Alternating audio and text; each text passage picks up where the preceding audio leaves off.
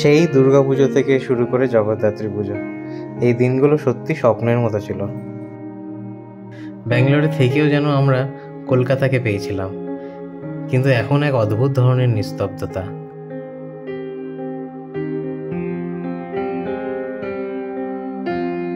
আলোগুলো নিভে গেছে, প্যান্ডেলগুলো তো কবেই উঠে গেছে, হঠাৎ করে সব যেন খুব খালি খালি হয়ে গেছে। সেই উৎসবের কোলাহলটা ওইটা হট করে বন্ধ হয়ে গেছে, তো তাই জন্য হয়তো নীরবতাটা এত বুঝতে পারছি। মনটাও যেন ভারী হয়ে গেছে, আর খালি মনে হচ্ছে ধুর, ভাল লাগছে না। এই হলো ব্যাঙ্গালোরের বাঙালি হয়ে থাকার বাস্তবতা। আমরা আমাদের সংস্কৃতি, আমাদের স্মৃতি যতটা পারি সঙ্গে রাখি, কিন্তু কিছু কিছু দিন একটু ডিফিকাল্ট হয়ে ওঠে। সেই হুল্লোড়, সেই ভিড়, সেই বাড়ির অনুভূতিটা মিস করি।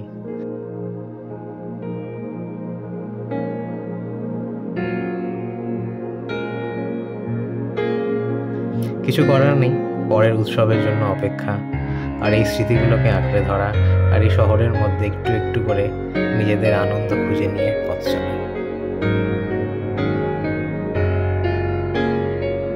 রাত্রি 12:15, জিতুকে টাটা করে আমরা বেরোচ্ছি। কোথায় বেরোচ্ছি সত্যিই জানি না, বাট হ্যাঁ, রাত্রিরে সেদিনকে ডিনার বানানো হয়নি বাড়িতে, তো বাইরে কোথাও গিয়ে একটা খাবো। আমি আর প্রিয়াঙ্কা খাবো, বরফি খাওয়া হয়ে গেছে, বরফিকে ডিনার করিয়ে নিয়ে বেরোনো হচ্ছে। তো সেটাই, কোথাও একটা খাবো সেইটা ডেফিনেট, বাট কোথায় খাবো সেটা তখনও ডিসাইড করা হয়নি। ব্যাঙ্গালোরে এত রাত্রিরে খুব একটা বেশি অপশনস পাওয়া যায় না। যাই হোক, বেরিয়ে তো পড়ি, গাড়ি তো আছে, কোথাও না কোথাও কিছু না কিছু খাবার তো পেয়েই যাবো। আপাতত ড্রাইভের একটু মজা নিই। একদম ফাঁকা রাস্তা, বুঝতেই পারছো 12টা বেজে গেছে। মন খুলে গাড়ি চালালাম, আর বরফিও রাস্তা ফাঁকা থাকলে, মানে জ্যামে না দাঁড়ালে ওর আর কোনো চিন্তা নেই, ওর বেশ ভালোই লাগে। বেরিয়ে তো পড়লাম, কিন্তু এত রাত্রিরে খাবার দাবার পাবো কোথায় সেই ভাবতে ভাবতে আমরা ডিসাইড করলাম যে হোয়াইটফিল্ডের দিকে যাই। ওই দিকে গেলে কিছু না কিছু রেস্টুরেন্ট কিংবা কিছু না কিছু খাবারের দোকান ডেফিনেটলি খোলা পাবো। যাই হোক, আপাতত ড্রাইভটা এনজয় করি।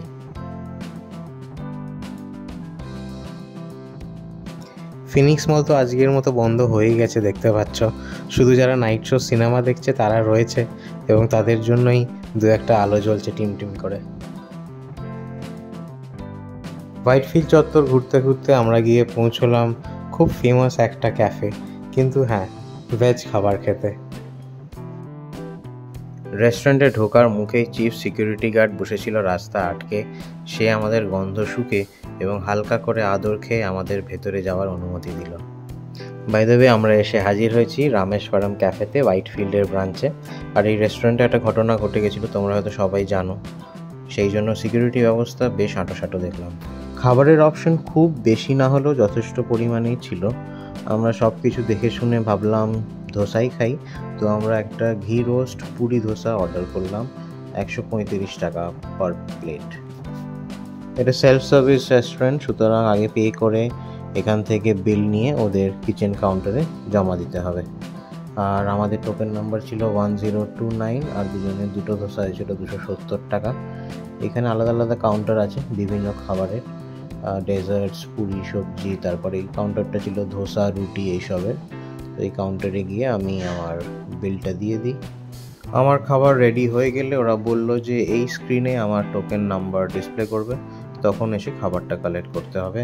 ততক্ষণ আমরা একটু টাইম পাস করি এখানে বসে। ক্যাফেটার অ্যাম্বিয়েন্স কিন্তু বেশ ইউনিক। আমাদের তো মনে হচ্ছিল আমরা যেন কোনো মন্দিরে এসেছি, বা এইখানকার ভাষায় যদি বলতে হয় কোনো দেবস্থানে এসেছি, যেখানে সবাই অপেক্ষা করছে, সবাই প্রসাদ খাওয়ার জন্য অপেক্ষা করছে। অনেকে খাওয়া দাওয়া করছিল চতুর্দিকে বসে, তাই জন্য খুব ডিটেলসে ভিডিওতে তোমাদের কিছু দেখাতে পারছি না, বাট যতটা সম্ভব বর্ণনা করছি।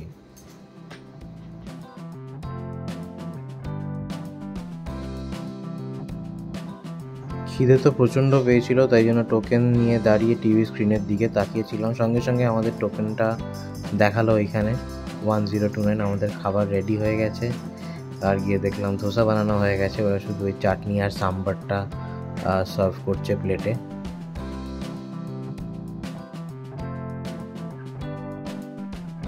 এখানে ধোসার সাথে দেখলাম দু ধরনের চাটনি দেয়, একটা রেড চাটনি আর একটা হচ্ছে তোমার নর্মাল যে নারকেলের চাটনিটা হয় ওইটা, আর তার সাথে অবশ্যই সাম্বার থাকে। ধোসার সাইজটা দেখে একটু ছোট মনে হলেও হতে পারে, কিন্তু খাওয়ার পর কিন্তু বেশ ফিলিং ছিল। আমরা ওই দিনকে রাত্রিরে আর কিছু আমাদের খেতে লাগেনি। খাবার প্রথম বাইটেই আমরা যেটা রিয়েলাইজ করলাম সেটা হচ্ছে Rameswaram cafe is worth the hype. অসাধারণ ছিল ধোসাটা, এত ভালো ধোসা ব্যাঙ্গালোরে এর আগে কখনো খাইনি।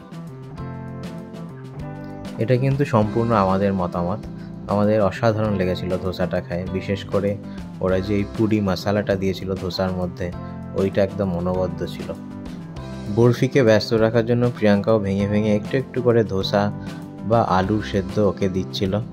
বরফি তাতেই খুশি। বেস্ট বেস্ট, দারুণ খেতে। অনেকদিন পর এত ভালো ধোসা খাচ্ছি আর এত ভালো পরি খাচ্ছি। পরি জাস্ট দেখো,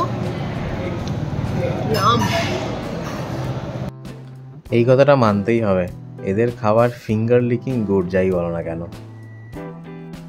রেস্টুরেন্টে ঢোকার পর থেকেই একটা খুব দারুণ কফির গন্ধ তাড়া করে বেড়াচ্ছিল। খাবার শেষে ভাবলাম আজ কফিটা দিয়েই শেষ করি। এইখানে দাঁড়িয়ে ভিডিও করতে করতে এক মুহূর্তের জন্য আমি যেন কলকাতায় চলে গেছিলাম, বলবন্ত সিং ইটিং হাউসের যে চায়ের কাউন্টারটা আছে সেইখানে। কলকাতার এই ছোটো ছোটো স্মৃতিগুলো নিয়ে আমরা ঘুরে বেড়াই, আর কোথাও সেরমভাবে মিল না থাকলেও একটা জোর করে মনের মতো মিল বার করে একটা যেন অদ্ভুতই তৃপ্তি পাই।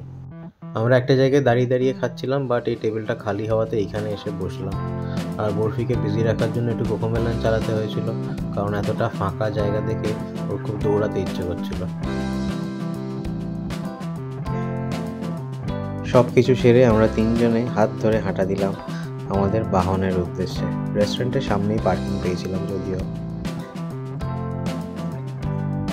আর বাড়ি ফিরতে ফিরতে বরফি গাড়ির মধ্যেই ঘুমিয়ে পড়েছিল। চলো তাহলে আজকের ব্লগটা এখানেই শেষ করছি। যদি ভালো লেগে থাকে তাহলে do like, share, comment and subscribe to our channel. দেখা হচ্ছে পরের ভিডিওয়ে।